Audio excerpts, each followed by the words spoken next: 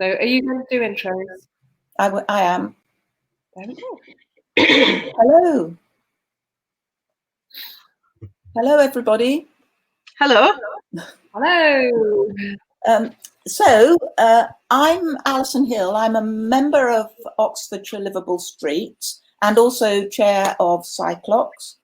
And so I'm chairing this session with the help of Liz Sawyer, who you also see on the screen. The first two speakers are going to be Sushila and Rue on, is it right to call you Rue? That's fine, yep. Thank you. That's why you're on screen now. The purpose of this session is to create a document which can be shared later. It's being recorded and will be available on this same link. And we're really grateful to the businesses who have made it. And I can see, for instance, Ping from Goldfish Bowl Oxford is here. And we know it's very difficult for other traders to be able to attend during a weekday. But hopefully by doing this, we'll be able to show other businesses the broadcast in their own time. So the programme is that Sushila Dal is going to be talking about the evidence on retail and street design. And you're seeing Sushila on the screen. Rue is going to be talking about Oxford City's context. And then we're going to have some testimonials and a YouTube from Waltham Forest. And then Tiff from Waltham Forest, from Venestore, Tiff Howitt, will be talking to us about how it's been for her being involved in a mini Holland scheme. And Councillor Sarj Malik, who is also here, will be talking about his engagement with businesses in low traffic neighbourhoods. So, and then we'll finish off with some questions and answers. So, in terms of what you can do is, can you post up your comments and questions in the chat rather than in the ask a question? And Liz will be keeping a check on those and will be feeding them into the question and answer as well. So, Liz, is there anything more you want to say in terms of etiquette? I don't think so. Let's be nice. This is going to be hopefully a really constructive meeting, which should have lots of information sharing. Yeah, I just think and very great thanks to Scott Urban for setting this up. I think he is present as well. So Sushila, can I hand over to you to talk about the evidence on retail and street design? Thank you.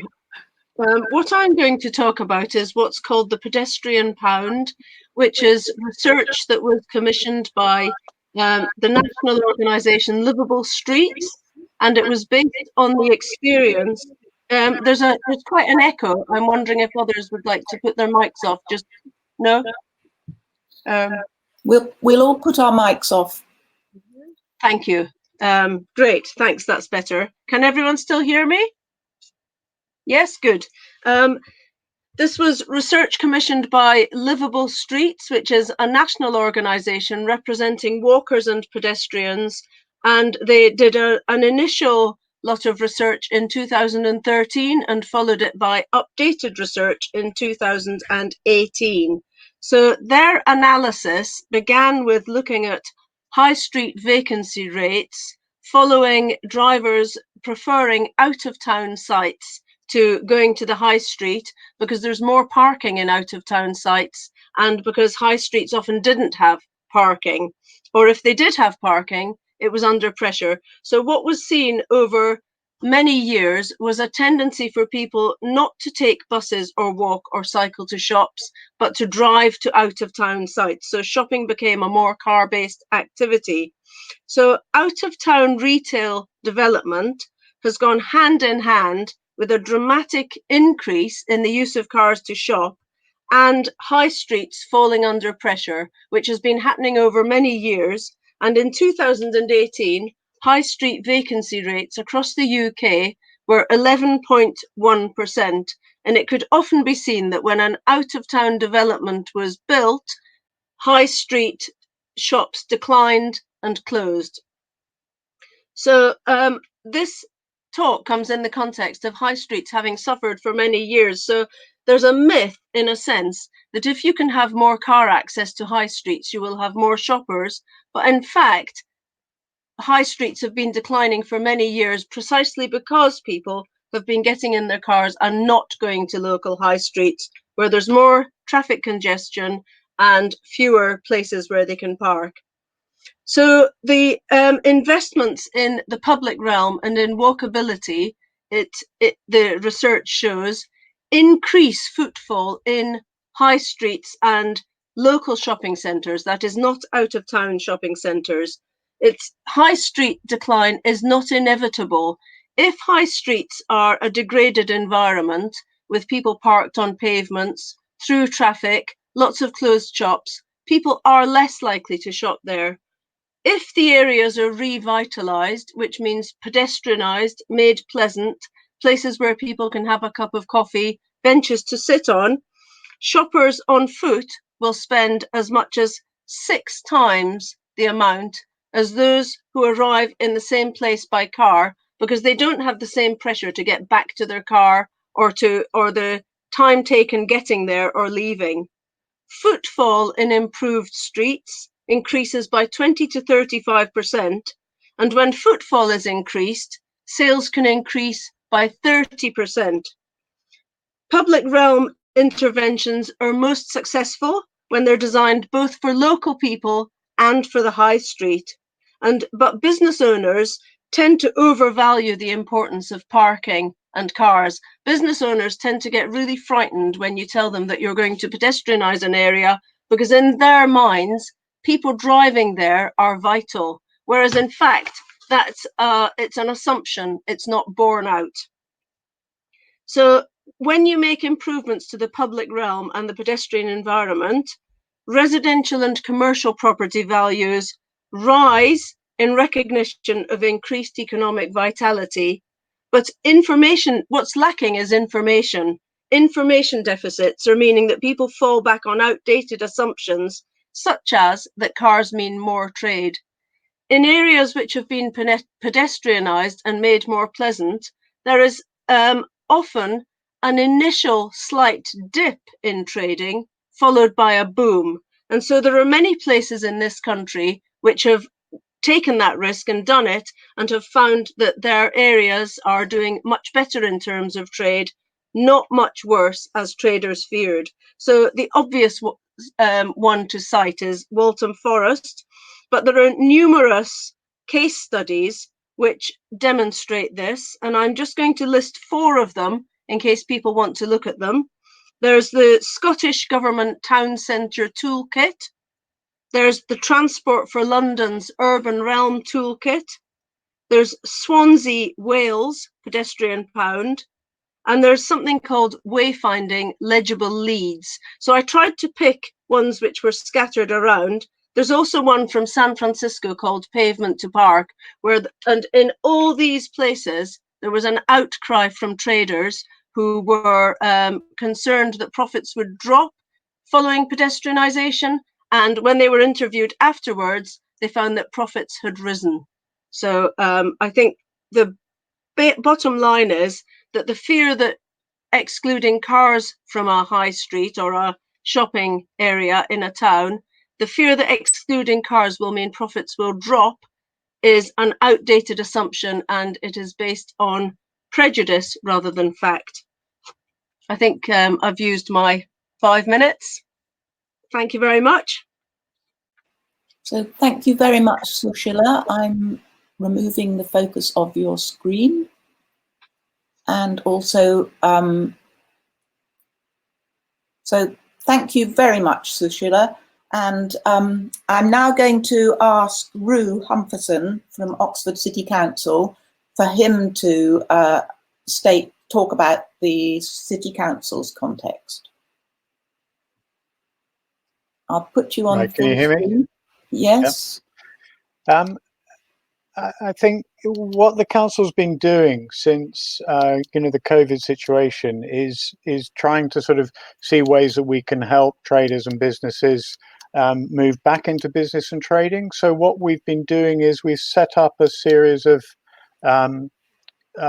sort of local representatives, local regeneration managers, of which I'm one, to give a point of contact for businesses and sort of locality representatives, so that there is a local point of contact where we can take issues and feedback forward. So instead of spreading this across the various neighbourhoods, you've got a much clearer point of action. And what we've been dealing is, speaking to businesses about specific issues that we can help them with, and particularly with getting streets active, using the streets, improving licensing processes so that tables and chairs can be set up quickly, and just to sort of take over the spaces.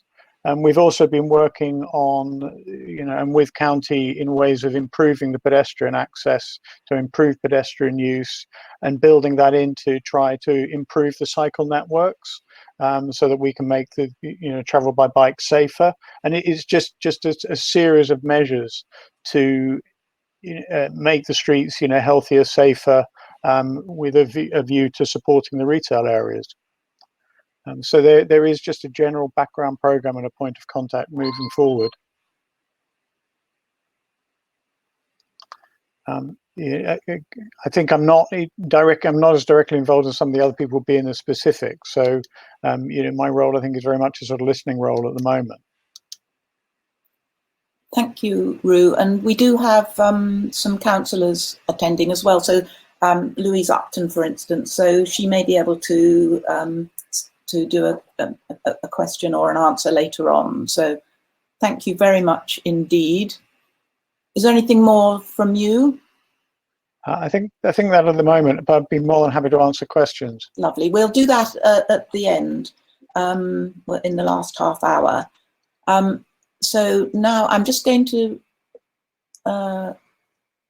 unfocus your screen. There we go. And just welcome Tiff Howick, who's joined us and will be talking a bit later. Tiff's come from Waltham, or she's from Waltham Forest, and will be telling us about her experience. So welcome, Tiff. I'm just going to now share a screen, which is a video of 5 years of Enjoy Waltham Forest, and just 2 little clips about the experience of people in the from business in the streets. So here we go. Oh, sorry, I've just toggled myself off. I think, now remind me how I do a share screen, Liz. Oh, that's a good question. Can you? Oh, I think it's up on the right-hand side. It says share. Oh, share. All right, I'm going to do that, and then I'll get myself back on as well. Share. No, that's share the event. Apologies, everybody. That's share. Anybody remember how to share a screen? Let's try option. Oh, hang on, it's not in that one actually, is it? I thought it was going to be in there. Options. Oh, how did we do this when we came in last night? Tell you what, while you have a jiggle around, you want me to read some of the testimonials? Yeah, will you do the testimonials? What we're doing is we've got testimonials from traders on pedestrianised streets in Waltham Forest, and if you can read them out. Okay, so first testimonial that I've got here, everybody, is from Amy Madill in Flock's Books. So she says that pedestrianisation has been overwhelmingly beneficial to my business personally, and I believe the general feeling of community and unity in our diverse neighbourhood. People, both immediately local and from further away, view it as a one-stop destination and are often seen pottering from shop to shop. With its relaxed, car-free atmosphere, it encourages them to stop to eat and drink, and creates a street that is not only a destination for relaxation, but becomes their first thought when they need to purchase specific items. Concerns and complaints that it would kill off shops that relied on passing trade and had items that needed to be transported by car were soon shown to be unfounded, as the street is busier as a pleasant destination than it ever was as a through road, and the reality is that few had items large enough to need transport, or they could become innovative with local eco-friendly delivery services on the few occasions that they were. So that was Amy from Flocks Books. Would you like another one now? I have discovered how to share a screen. Do you want to read one more? We'll share the screen. Okay, there's 3, so we'll just do one more. Okay, so this is Helen Clark from Edie Rose. Edie Rose to me sounds, is it a clothes shop? That sounds like a clothes shop. We'll see. So, sorry? Tiff? It's a florist. It's a florist. Okay, a florist. Wonderful, thank you. So, from the florist. Since the pedestrianisation of Francis Road, we are able to present our business outside the shop as well as in. That's obviously important for a florist, that makes sense now. Before, the parked cars, always the same parked cars, came right up to our outside space, and we couldn't put anything outside as it would be blocking the pavement. Cars would speed past at high speed, and the road was used as a bit of a rat run to cut out the main road. Francis Road is now a community hub with seating and places to relax. Cafes and shops have seating outside and children play in the street. It feels safe and calm. Pollution is low and our business has been affected positively in terms of sales and revenue because customers spend more time on the road. We use our cargo bike for local deliveries and use the loading bays and 2-hour parking slots for when we need to accept bigger deliveries. It really does work. So that was from the florist. That's what she had to say.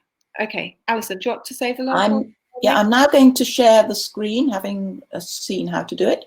And this is just 2 short clips from 5 years of Enjoy Waltham Forest.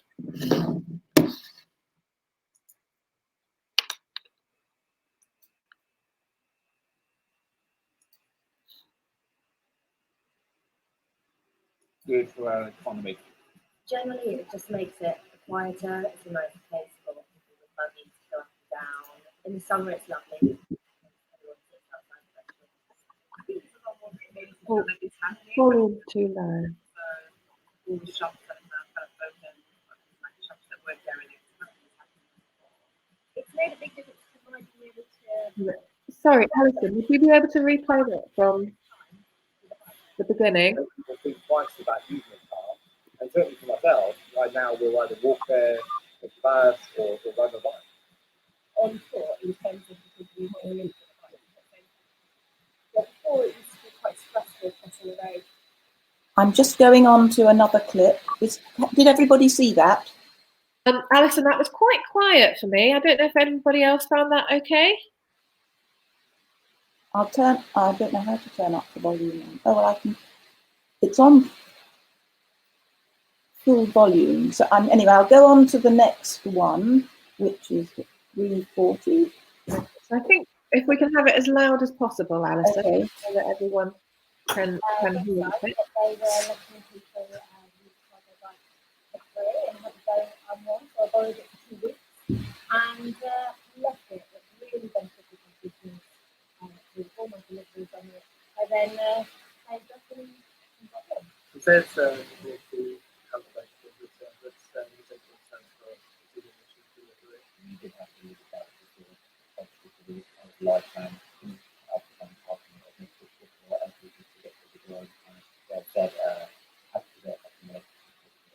Make a difference. And so it's quite being right now.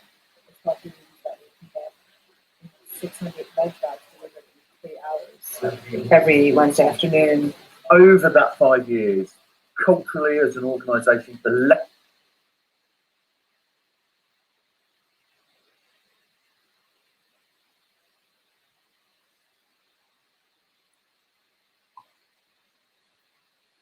so apologies if the sound was very. I think we're hearing that that didn't work especially well in terms of being able to sync up the sound and vision for people. So apologies about that if that didn't work especially well. Apologies. Could you, Alison, would you be able to post links to those videos, or shall I find the links to the videos? Are they on the Waltham Forest website? Now. I will do that now. Apologies, you just couldn't hear it. Yeah, so we'll make sure that there's links to those in the chat down the side. So everybody watching, apologies about that. This will actually be recorded. Oh, okay, here we go. So the links are just going in. Alice is just putting the links in the chat at the side. So perhaps if you copy those links, you'll be able to watch those videos after today's meeting. So thanks for that one. Alison, over to you. So could you read the last testimonial? Yep, sure. Okay, so the last testimonial here is from Eliza at Yardarm in Waltham Forest. So she says, we opened our business in 2015 on a busy road. Very often we had cars and vans parked outside. On the upside, people could drive to collect orders and deliveries were easy. And she says this is actually still the case, and we're also improving our own delivery service. When the plans were announced, we were happy. My partner's family had a business on Orford Road in Walthamstow, and that had benefited from the scheme. We had seen the problems there too, but each time they repeat the scheme, they seem to be ironing out the kinks, which are mainly about redirecting traffic. We have found it all positive. At weekends, families take over the road, and it's easy and safe to spend longer hanging out and shopping. We have been busier. It's also great for events, and we think there is a stronger sense of community once everyone is used to it. Deliveries haven't been a problem, but do ask them to make provision in the plans for this. This has been the hardest part for us, with lots of big deliveries to our wine shop and deli.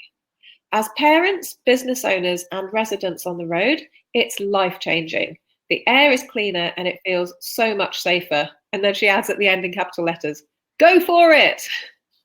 So that's the end of the testimonials. Thank you. Lovely. What a lovely testimony. Oh, there's an echo now. Is everybody else getting an echo? Well, while I'm, when Tiff is talking, I will switch my microphone off. So can I introduce Cowley from Denver in Waltham, and she will tell us her experience of what it's like trading in a low traffic neighbourhood. Hi everyone, I'm Tiff and I've joined this forum to talk about my experience of running a business on a low traffic neighbourhood. I'm getting quite an echo in my ears. I co-own and run a gift and homewares shop called Venner on Francis Road in Leighton, East London. It's a fairly long road and it's got two adjacent pedestrianised sections that are closed to traffic between 10 in the morning and 8 in the evening. In the buildings on those sections of the road, there's a mixture of retail and other businesses on the ground floors and residential flats on the upper floors. Me and my business partner, Lucy, took on an empty retail unit and we opened our shop in October 2017 while the pedestrianisation was in progress. We're really supportive of the scheme, and that was one of the reasons we wanted to open our shop on Francis Road. We're both long-term residents of Leighton, and we think it's great to see all the changes that are being made to make it safer for people to walk and cycle around the area. Francis Road is really near to our homes too, so we've both got really short walks to work. Before Francis Road was pedestrianised, it was a cut through for cars and vans and lorries. Crossing the road felt really dangerous. The traffic was constant and people were often driving too fast. The pavements were really narrow and each side of the road was blocked with parked cars and vans. It was difficult for anyone with a wheelchair or buggies to navigate, and with all the parked vehicles and the traffic, the view from one side of the road to the other was blocked. Now, if anyone is sitting at one of the businesses opposite and eating or drinking, they can see our shop and often they come over and take a look. A lot of our customers walk or cycle to reach Francis Road, but it is still possible to drive there. There are dedicated parking bays at each end of the pedestrianised section. We're able to receive stock deliveries as well. Most of ours are small enough to carry or to fit on a trolley. The pedestrianisation has made it possible to host community events, which we publicise on social media and by flyering locally. The business owners on the road have worked together to organise festive shopping evenings, Halloween trick-or-treating where the road is filled with children in fancy dress, live bands and dancing for the great get-together, deck chairs, music and games for Car-Free Day. These events have been really popular and they help us to let local people know about the businesses on our road. A lot of people in Leighton are really keen to support local business. Some people living close by have said they didn't realise what shops and eating places were on our road and were pleased to have somewhere local they could walk to shop and socialise. One local customer used to turn right in her car to drive to a big shopping centre in the next town before finding out that there were shops within walking distance just round the corner. There's a mix of businesses on our road, including corner shops, food and coffee shops, barbers, dry cleaners, hair salon, bookshop, laundrette, florist, among others. Since the planning of the pedestrianisation, a total of 9 new retail or food businesses have been opened by local residents. 2 businesses have moved to different larger premises on the same road. One has changed hands and one business has expanded to an additional unit round the corner. There's a distinct community feel to the road. People come and spend time there and enjoy browsing the shops or having a coffee with their families on the outside seating. Since pedestrianisation, Francis Road has become a bit of a destination, and local businesses on the road local businesses that are not on the road but are nearby use Francis Road as a hashtag on social media. The low traffic scheme and pedestrianisation of Francis Road has been really positive for us, and without it we wouldn't be there. That's it from me, thank you. Thank you so much, Tiff. That's such a heartwarming story of how it's benefited you and lots of people within the street, and obviously all your customers. I've got some PowerPoint displays to show, and I hope these work. Here we go, which is pictures Tiff sent me yesterday of Francis Road and some festivities.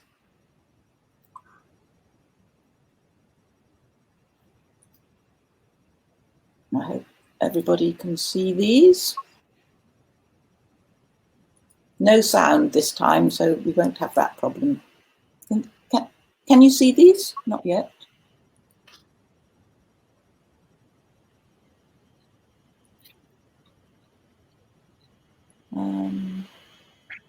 Apologies, they haven't come up, have they? We've got a question that's come in actually, Alison, which could I ask that of Tiff while you're looking for the PowerPoints? Okay. Yep. Yeah. So we've had a question from one of the local councillors here, which is, who is it who designed the pedestrianised area in Waltham Forest? Do you know? No, I don't know, but I know that people consulted. People so we saw the plans before we took a place on Francis Road. Okay. And do you know if during the consultation process, did that result in a significant change in the plans that had originally been presented? No, I don't know that, I'm afraid. Okay. Well, those are interesting things that we can follow up there. Yeah. Do you think, did people feel sort of involved and listened to during the consultation process? Did you as a local business owner feel involved and consulted? Yes, I definitely did. But we weren't trading before the pedestrianisation. But there was a lot of information about the plans, and there were people on hand to ask questions of. Okay, yeah. And can I just one last question? How long was that whole sort of consultation process? Can you remember? No, I'm not sure. Sorry. Oh, that's okay. These are all things that we can look at though. But it sounds like the consultation process in and of itself was a relatively positive one for you. Would you say? For us, definitely. Yeah, we're fully supportive of the scheme. Okay. Right. I think I know how to share the screen. Here we go. Can you see that? We've got your whole laptop screen in there at the moment. I'm just going on to, so Tiff, could you describe what we're seeing? Yes, absolutely. So this is a festive evening in 2018. So all the shops would decorate their businesses, and we'd club together, and we'd get bands and live music and sort of Christmas carols, brass bands, and people would have mulled wine and festive snacks. So they're generally really popular. I'll pass on to the next one. So there's two there.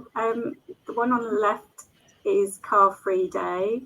That's where we had deck chairs on the road, we had live music, there were games, and lots of people came even though it rained pretty much all day. And the one on the right is Halloween. That's in 2018, I think. So the shops decorate with Halloween decorations, and we give out sort of treats on the road, and that's usually really busy. So this one is a great get together. This was last year, and we had cake and a Cowley band, and as you can see, we had dancing on the road. Oh, that's lovely. And this one is our light switch on from last November. We have a local school that has a brilliant steel band, and they play sort of pop songs. And this always, as you can see, has a really good turnout. And we have the mayor switching the lights on. That's lovely. It is. Yeah. So. Yeah. Could I ask a very quick question, actually, off the back of those pictures, Alison? Yes. Would that be right? Yeah. I think something that bothers people, it seems like, or people are worried about reduced traffic in Oxford, is the effect of the weather, actually. Cafe culture, people say, might be all okay in the summer, or 2 weeks that Britain gets of it, but what about in the winter, and what about when it's raining? Do people still come to the area when it's cold? Do they still have cafes outside? Do people still have their drinks outside? Of course, this is even more of an issue in COVID. And also, what about when it's raining? Does that really affect the street a lot more than you think it would do if people were coming with their cars? Well, interestingly for us, like really hot weather seems to affect us more, because people tend to leave the town and go to the coast or the countryside. So a lot of the places that have outside seating, they have a canopy or some kind of shelter, so people will still come and sit outside. So I wouldn't say the rain really affects business. Oh, okay, that's really interesting. Thanks very much, because I think that is something that does concern people a bit, is sort of whether or not people still go outside in the rain. It was lovely to see the picture of that of the day with everybody out in their coats and umbrellas. It's possible, people do it. So weather does not put people off. Now, not necessarily.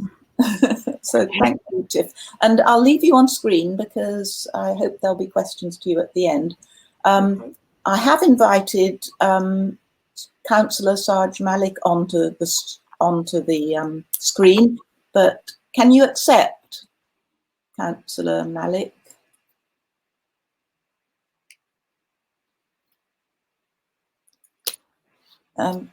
If not,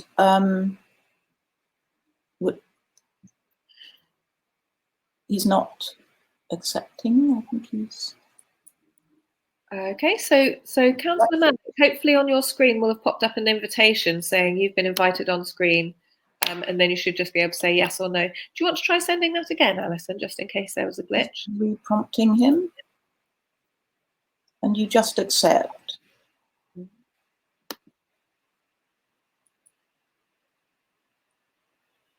No. So shall we go into the, until he joins us, go into the questions and answers, so which you've kindly been posting up on the chat. So Liz, have you Yeah, so we had the question from Susanna about the design of it, and certainly it seems as though consultation is still important there. May I encourage anybody, if you've had any thoughts listening to Tiff, Andrew and Sushila, on the right hand side of your screens there should be a chat scroll, so please do put your questions in down the side of the screen if you can.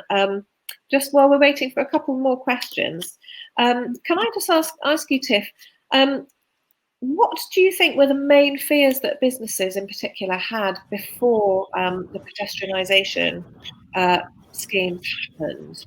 And were those actually realised when the filters were in place? I think people thought everybody drove to the shops, and I think we found that that's not the case. And difficulty in parking, I think people worried that would put people off coming, but people still come, they walk. And because we've been having events and we've been promoting the road, because for a long time the road wasn't that busy in terms of shops and things. So we wanted to let people know that there was more there to go visit. So existing shops and new shops. So a lot of our customers live really locally, so they don't really need to drive. Okay, that's really helpful. Thank you. I guess other concerns that people have got are access for blue badge holders. Do you know if there's any problems, or if anybody finds it harder to access Waltham Forest now than was the case before? I mean, I can only talk for where I live and work, but our pavements are definitely easier to navigate with a wheelchair. That's sort of my experience of the pedestrianisation. Yes, okay, that's really helpful. So is it that because the streets are wider and flatter? Or? Yes, yeah, so the pavement's effectively been taken away, so it's flat from shop to shop, rather than having a raised curb. Oh, interesting. So that can I just bring that, because that comes back to what you were saying earlier, wasn't it, about people being able to more easily see across the road? So see the shops on one, if they're on one side of the road, they can not only more easily see the other side of the road, but it sounds like it's easier for them to get there if they... Absolutely, yeah, they don't have to worry about traffic when they cross the road. Yeah. So that would certainly help people who've got any sort of mobility impairment. So not only wheelchair users and those maybe who use walking sticks or canes, but probably people with buggies, families, children. Absolutely. But whenever we used to try and cross the road, you'd have to run really to get across. So that's tough for a lot of people. And another question we had, Tiff, is how businesses have changed as a result of being part of a low traffic neighbourhood. That'd be really helpful to do. The existing businesses, there's 9 new businesses. Some of those took up empty retail spaces, and then some businesses have moved to different premises on the same road, and most of the existing businesses are still there. So, and are there empty shops at all now? There's a couple of empty units, but they generally don't stay empty for long. We quite regularly get people asking us if there's anything empty, and asking us to let them know if anything comes up. Susanna posted up a comment about our own Corn Market and Queen Street and how controversial that was. And I wondered, Susanna, whether if I just brought you on, whether you might just reflect on that as well, and the problems that we had in Oxford and the benefits that happened as a result of... I'm just putting you on screen.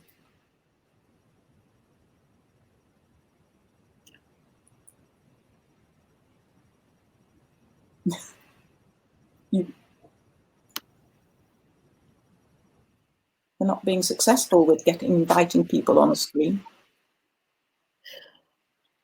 Yeah. Yeah. Hello, everybody. Yes, I can still remember, I don't know if others can as well, what a storm of protest there was when the council first raised the idea of pedestrianising Corn Market Street.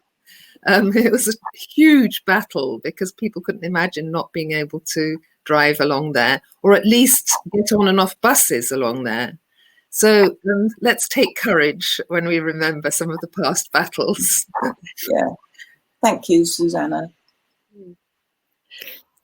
We're also getting a bit of a discussion coming through the chat about the difference between pedestrianised areas and areas with sort of modal filters. So an area with a modal filter, i.e. a bus gate. Tiff, I don't know if you'd be able to sort of let us have your experience of Waltham Forest from this. So certain areas are pedestrianised, if that's right, so there's no traffic going through them at all. But in other areas have become simply low traffic neighbourhoods. Is the distinction between those clear as far as you can see in Waltham Forest? Sorry, clear in what way? Clear to the local population? In terms of the impact of what they've been and sort of what it's like for people living in them. I mean, is a low traffic neighbourhood something where all the streets are reduced? Does that have as many benefits as a pedestrianised area, or are the benefits a little bit different? I can speak to where you're. So near us there is sort of changes to the flow of traffic. And for me, because I tend to walk everywhere, it's just much nicer to get around the area, and there does seem to be a reduction in traffic overall.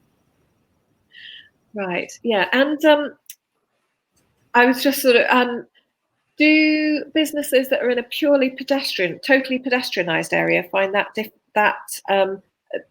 creates a bigger difference than if it's in an area where it's just a low traffic area? So, for instance, filtered traffic coming through. And that's not really something I yeah. don't think I can answer, because I'm on a purely pedestrianised road. You're on a purely pedestrianised road, yeah. So, the day. Lovely. Okay, that's really helpful, though. Thank you. Thanks very much indeed. Now, I think Alison, Saj is telling us that he's accepted. Yes. And I'm re-inviting him to see if he can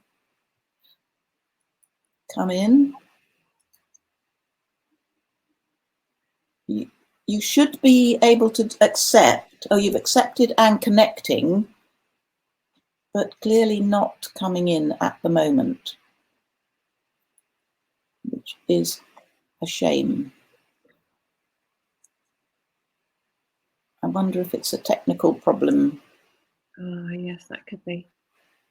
Sometimes, apparently, Crowdcast is difficult on Macs.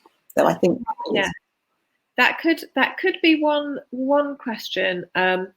Possibly, councillors, possibly Saj, if you're not using Chrome. I've certainly, of all the browsers that I've tried, Chrome is the one that is the most effective in terms of being able to work well with Crowdcast. So possibly using Chrome might make it a bit easier for you to be able to come onto the screen.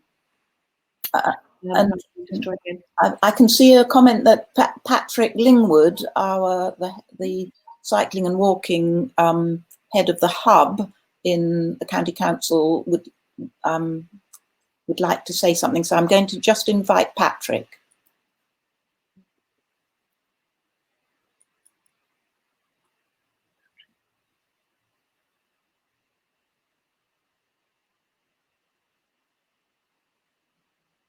Patrick. Oh, yes, I'm here. Excellent. Thank you, Patrick. Right. Hello, everyone. Well, I mean, understand that low traffic neighbourhoods can be quite kind of scary before they happen. And there's a lot of, because I've been working with the councillors and actually having a lot of discussions and receiving a lot of emails as well, which I've had to answer. But in fact, there's kind of a lot of misconceptions. I think it's because people think if you close a road, they can imagine traffic jams developing, and they also imagine the kind of degree of you won't be able to find your way through the maze of.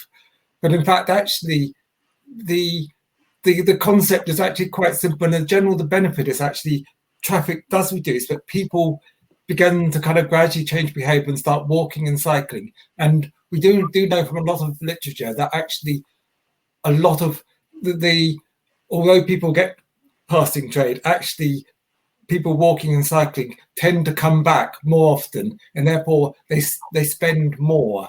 So I suspect when we get them, there will be a kind of an adjustment period, But from the experience of Waltham Forest and other places in London and elsewhere, I think it will definitely, there'll be benefits, and most business will see those benefits probably after a few months. It's always difficult though, because we're in an economic economic crisis at the moment, so it's hard to compare. But I think if you adapt your business where those people kind of think about your neighbourhood, those ones you'll find as real benefits, and the other ones perhaps you've got more specialists. You'll have to make sure that actually you invite them in as a nice place to go. So I have every confidence from the council point of view that, in spite of all the kind of initial worries and opposition and kind of concerns, that actually nearly everyone will benefit. And I think Waltham Forest showed that after 12 months, something like 80% of people were asked didn't want to make any changes or change what was established. So I think once it's bedded in, people settle in and actually don't want to change. In the same way as who is now calling for High Street to be opened to the Busgate, or who's calling for Corn Market? It's always difficult, that transition period. But I think if we try it, I think we'll find it successful. Yeah. Thanks, Patrick. I will close your video in the hopes that I just had a question for Patrick, actually. Oh, all right. And I guess it's actually for everybody here, Alison, Tiff, and especially Patrick, and also anybody in the chat who might have thoughts about this. What do you think are the measures that we can do, or that the council can implement, to most support those businesses that are perhaps most anxious or most concerned about their businesses after imposition of after a low traffic neighbourhood has been started? What measures do you think are the best for supporting businesses in that kind of very complicated phase? Any thoughts, any ideas, especially Patrick, I guess, if the council... I will say that this is partly more of a city council function in terms of dealing with businesses.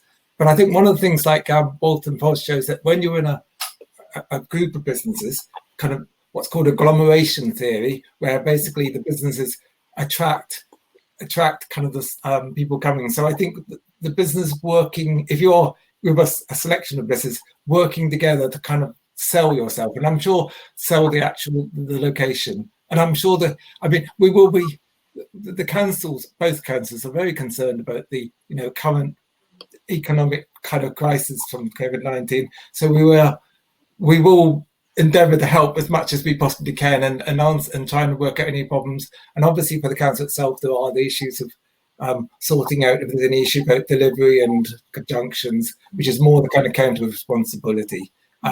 So I think it will be more the function of the city council to actually be working directly with the businesses. So, but we're both kind of on the businesses side. We want this to be successful, and we believe it will be successful.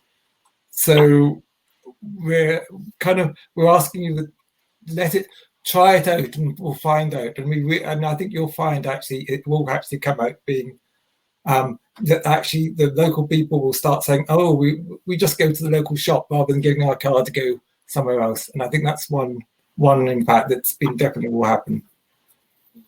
And Tiff, I can't imagine anybody wanting to go back in Francis Road and Waltham Forest. Oh, Tiff, you're currently... Yeah, I just... personally, we definitely wouldn't want to go back. The street seems to be thriving. So, yeah, it's been positive for us. Thank you. Patrick, I'm going to take you off screen. That's Thank right. you so much. Thank you, everyone. Bye.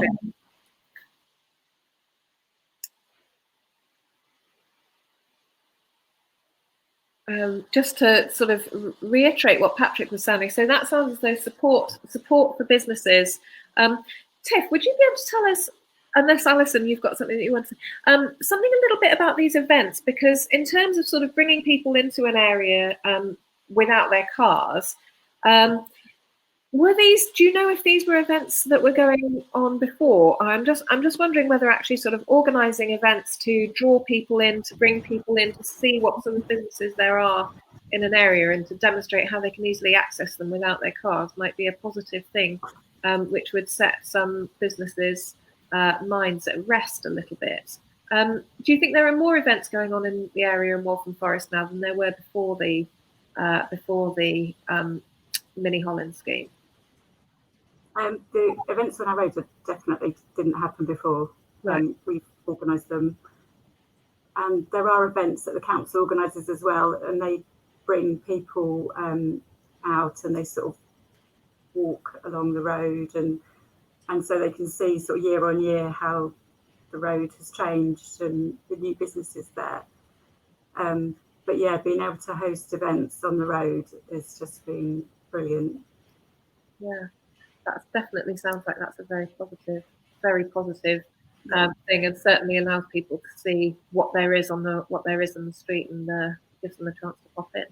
Yeah, and our customers are quite often asking what's happening next, and they enjoy coming to the events and having it on their doorstep. Yeah, that sounds brilliant. It does. Okay, super. Yeah, thank you.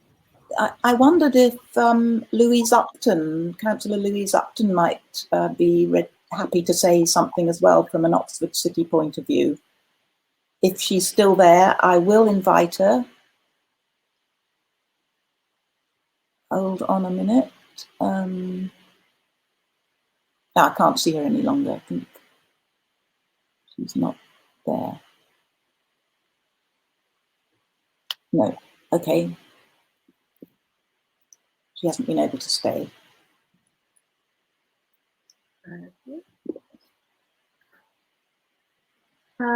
Okay, so if anybody in the chat has got any further questions, please do post your thoughts and questions in there as things that we can consider. I'm just thinking Craig and Magdalen Road. It just might be quite, just an example of a low traffic neighbourhood that is likely to happen, which includes a range of shops. If Craig is there, it would be lovely to hear him talk about that and how he's been engaging with the traders on Magdalen Road. Is that all right, Craig? I will just find you. Here we are. I'm just inviting you on screen. Oh. Craig's just had to take a work call, it looks like, this moment. Timing. Oh, he's not there. How funny. Okay. So I've been unlucky with all our councillors. Oh, we had Susanna, which was really helpful. Yeah. Which was really helpful indeed. Aha. Brilliant. Okay, Danny's just put some links in the chat there. I just sort of wondered if we could have a think about some of the events that already happen. Perhaps people can contribute in the chat as well. The events that already happen in Oxford that we could maybe think about changing or having on a different sort of scale. And of course, we're now in a coronavirus situation. Actually, just maybe for a couple of minutes, Tiff, would you be able to just let us know a little bit about sort of how coronavirus has had an impact on Waltham Forest? Because of course that's also that's going to change businesses and how they're able to function in Oxford. Sorry, it's a difficult subject, I know. Yeah, okay. So for us, we opened an online shop, which we were planning to do, but it just speeded all that up. And we did local deliveries and used postal service for that. And since we've reopened, people can do click and collect, and quite a few businesses have reopened and they're offering local delivery and click and collect as well. So obviously with social distancing and safety precautions in place, but lots of people are working from home, so they seem to value even more the fact that they can have a break during their working day and just go somewhere local where they can see a friendly face and maybe pick something up and have a bit of a chat, so they're not just stuck at home on their own all day. So it's been, I think it's been tough for everyone, but the sort of community seems to be pulling together. Yeah, that's really interesting to think of. Thank you so much, Liz. Yeah. So Susanna wanted to answer Titania's question about how bus gates will work. Is it possible for local businesses to have a key to them to let large deliveries through? So Susanna.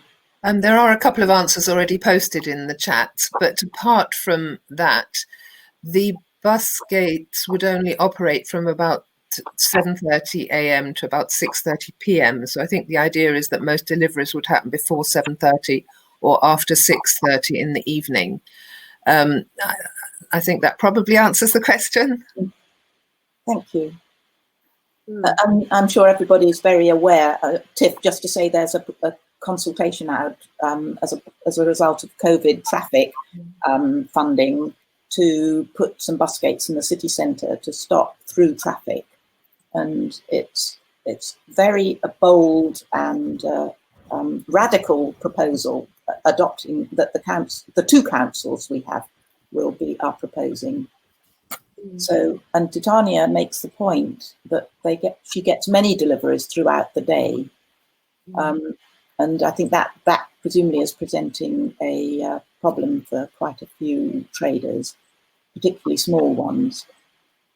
And I think, Tiff, it would be really helpful to hear how you handled the deliveries, and particularly if they're allowed during daytime at all. So our part of the road is pedestrianised between 10 in the morning and 8 in the evening. So there's a couple of loading bays on the pedestrianised bit where deliveries can be made before 10. Otherwise, the pedestrianised sections are both about 50 metres long, and there's parking bays at each end of each section. So you see people parking up and using a trolley to bring the deliveries. And our deliveries are usually not that big, but we do see larger deliveries to other businesses where there's a few trolley trips to the shops. Okay, that's brilliant. Now it is 2 minutes to 12, and we will be stopping at 12. Susanna, is there? Yes, if I could say one more thing. The bus gates won't stop people from accessing any part of the city. It's just that they won't be able to drive through the city. So, for instance, I'm not sure where Titania's business is, but for a business in Jericho, for instance, you would be able to get access at any time simply by driving from the north, and then you'd have to go out the same way you came in. So I hope that helps a bit. We've also had a question, Susanna. Do you know the answer to this? When is the Cowley Low Traffic Neighbourhood starting? Other people might know more, but I believe it's one of the schemes in this tranche 2 of the funding bid to the government, and we don't know yet when or if we'll get that money. But I think the idea is to introduce them quite soon, either late this year or early next year. I'm not sure though. Okay, so yeah, so still a little, so relatively soon, but we're not quite sure when it's actually going to be. Yes, that's right. Yeah. So, and Titania says she's from Flows in the place in the park. Yeah, Road very well. So thank you all hugely for participating in this crowdcast. And thanks everybody who's spoken. And I wondered, Tiff, if you might just give us one last message to see us on our way and to a wonderful future in Oxford. Well, I think I would just repeat what Eliza said and say go for it. It's just been amazing for Francis Road. I've lived in Leighton for 19 years, and it's just brilliant to have this round the corner and to just feel safer walking and cycling around here. So, and Liz, is there anything else you want to say? I think I've monopolised things a little bit, so I'm just very grateful to everybody, especially those who've come in to join us, like Andrew and Susanna. Thanks ever so much indeed for coming in, and let's hope that this is a conversation that we're able to carry on having as the plans for Oxford coalesce. You know, they are certainly inchoate at the moment, but as they kind of coalesce into certain things. And I think also the main thing is let's just keep the conversation going so that the councils and neighbourhoods are in conversation all the time, so that people, so there aren't any surprises, I think, is the main thing for people, because I think if businesses or residents are surprised by things affecting their areas that they don't know about, that's going to make it very difficult for them to adapt and to thrive in the way that certainly the potential is there for this to make neighbourhoods really thriving and for businesses to thrive, which is what they all need at the moment. And the last thing to say is that I'm really sorry that Councillor Malik was unable to get on the call.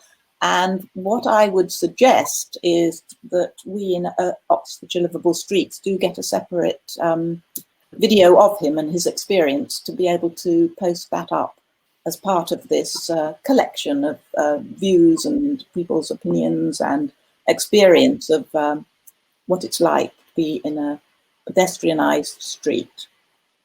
So thank you all hugely, and this recording is on the same URL as you entered, so it will be available shortly after the end of this session.